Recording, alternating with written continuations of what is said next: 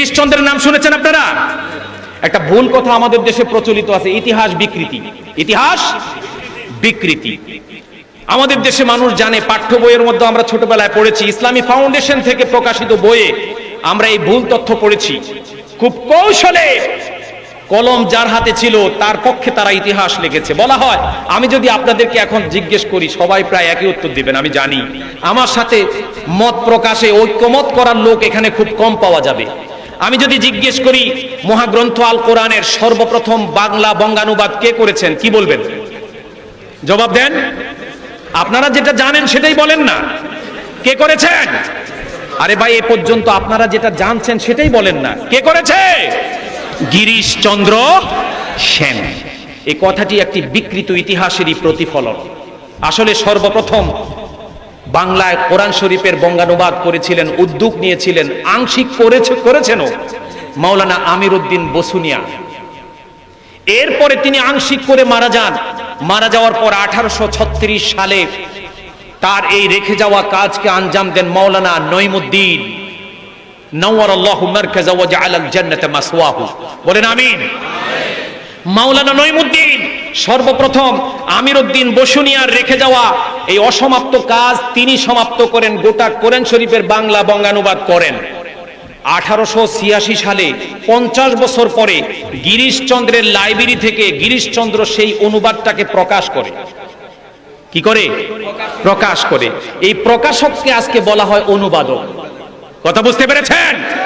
মুসলমানরা আজ তাদের প্রকৃত ইতিহাস জানে না, এজন্য মুসলমানরা আজ সবচেয়ে বেশি অধিকার বঞ্চিত, লাঞ্ছিত, অপমানিত। ঠিক কি না?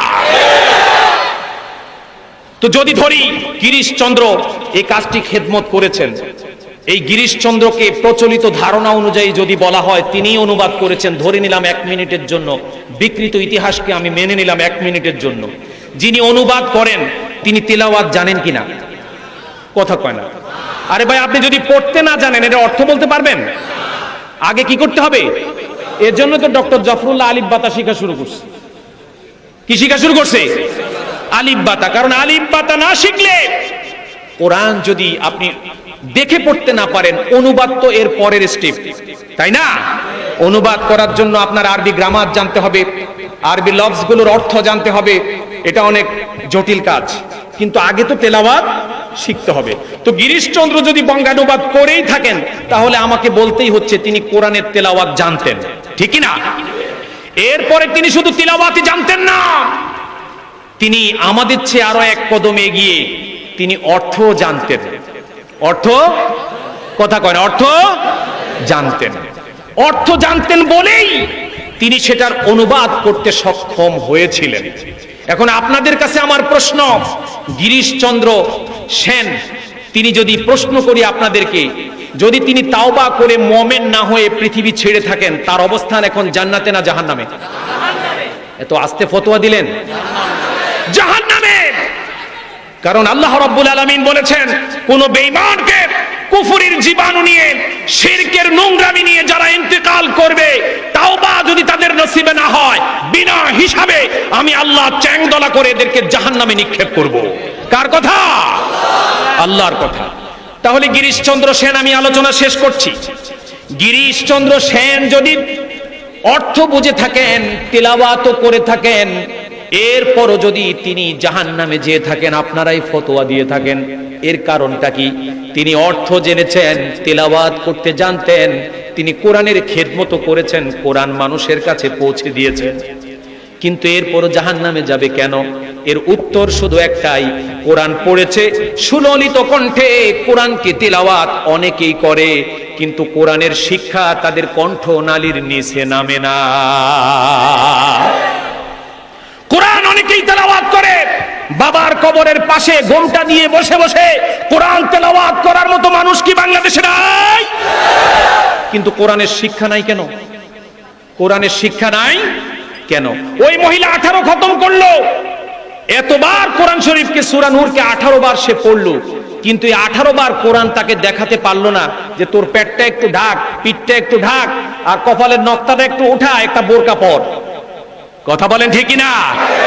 ঠিক একই কায়দায় কোরআন শরীফ আমরা খতম করছি ঠিকই, কিন্তু কোরআনের বিধানের বিরুদ্ধে আমরা স্লোগানও দিই। এরকম অপদার্থ বাংলাদেশে মুসলমান আছে না নাই? যদি কোরআনের বিধান সবাই আমরা মেনে নিতাম, যত মানুষ বাংলাদেশে নিজেদেরকে মুসলমান দাবি করে, আমরা যদি সবাই এক বাক্যে কোরআনের বিধানগুলো মেনে নিতে পারতাম, খোদার কসম করে বলি, কোন আলেম ওলামা, কোন পীর মাশায়েখ, কোন মুফাসসিরের সাথে এই দেশের কোন ব্যক্তির কোন দ্বন্দ্ব সংঘাত থাকতো না, ঠিক না? আর কোন মুফাসসির তৌহিদি জনতার এই জনপদে হাজার হাজার হাজার হাজার কোটি মানুষের প্রাণের স্পন্দন, কোন মজলুম মুফাসসির দিনের পর দিন কারাগারের অন্ধকার প্রকোষ্ঠে বন্দীও থাকতো না। প্রিয় বন্ধুগণ, কথাটা আপনাদের খারাপ লাগতে পারে,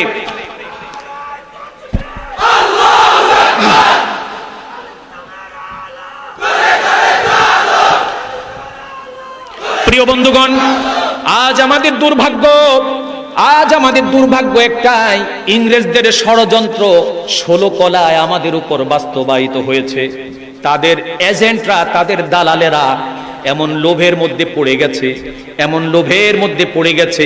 লোভে পড়ে নাস্তিক, মুরতাদ, ধর্মদ্রোহী, খোদাদ্রোহী সাতেমে রসুলদের সাথে শাহবাগে গিয়ে তারপর কণ্ঠ মিলাতেও ওই যুগের আলেমদেরকে এখনো দেখা যায়।